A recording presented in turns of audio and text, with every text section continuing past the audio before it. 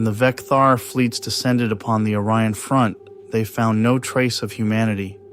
The last human warships had been spotted centuries ago, vanishing into the cold black, their drives flickering once before going dark. The war raged on without them. Empires rose and fell. Star systems burned. The Vecthar cataloged the humans as extinct or withdrawn, their military presence marked irrelevant in strategic archives. It wasn't until the fourth cycle of the Kral dynasty, nearly 500 standard years later, that the first human weapon struck. A single kinetic rod moving at relativistic speed slammed into the Kral fleet assembly yard. There had been no warning, no launch detected, no enemy ships in sensor range. The impact vaporized a city-sized area of armor plating, slagging half the shipyard. It was dismissed as a rogue asteroid.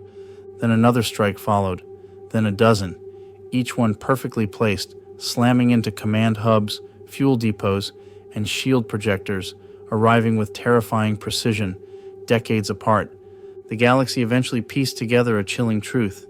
Humanity had not abandoned the war.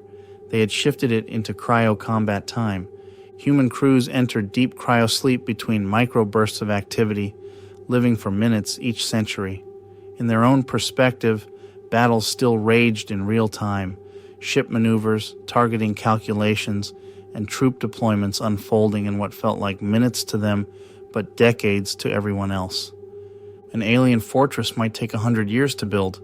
To the humans, that was a few days of waiting. They would aim where they knew it would be, fire their weapons, then sleep until the next precise window of attack.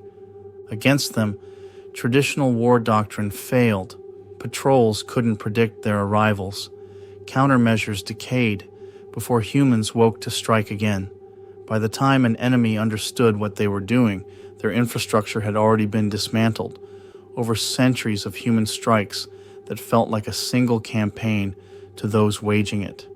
Entire civilizations crumbled without ever seeing their attackers. When the Vecthar finally surrendered, the peace treaty was signed by the same human fleet that had vanished half a millennium earlier, crews barely aged a month. To them, the war had lasted only 48 hours. The galaxy called it the war in slow motion. Humanity called it a quick victory,